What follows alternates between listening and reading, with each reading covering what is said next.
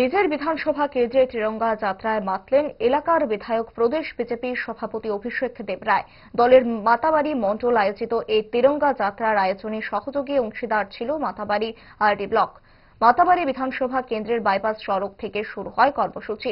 নানা পথ ঘুরে চন্দ্রপুর সিনথেটিক স্টেডিয়াম পর্যন্ত এই সুসজ্জিত তিরঙ্গা র্যালি অনুষ্ঠিত হয়। রাষ্ট্রপ্রেম ও জাতীয়তাবাদের বার্তা ছড়িয়ে তিরঙ্গা যাত্রায় অংশ নিয়েছিলেন এলাকার সমস্ত অংশের সাধারণ মানুষ। কর্মসূচি প্রসঙ্গে সংবাদ মাধ্যমে কি জানালেন প্রদেশ বিজেপির সভাপতি, দেখুন।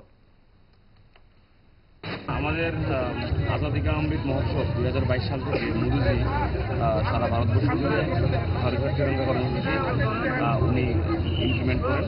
প্রত্যেকটা ভারতবাসীকে যেন তারা জাতীয় পতাকার প্রতি শ্রদ্ধা নিবেদন করেন এবং প্রত্যেকটা ভারতবাসী যেন জাতীয় পতাকা তার বাড়িতে উত্তোলন করে এবং তিরঙ্গা যাত্রার মাধ্যমে সারা ভারতবর্ষের মানুষ যেন একটা সূত্রে বাধিত হন।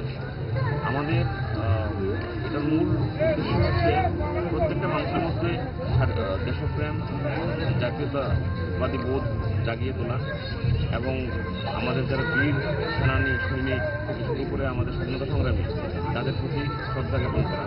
আপনারা সকলে জানেন যে আমাদের তিরঙ্গা পতাকা পিল্লাই ভেঙ্কাইয়াজি অন্ধ্রপ্রদেশের উনি এই পতাকা ডিজাইন করেন এবং এই পতাকা আমাদের শান্তির প্রতীক, আমাদের গর্বের এবং আমাদের ঐতিহ্যের ধারক বাহক।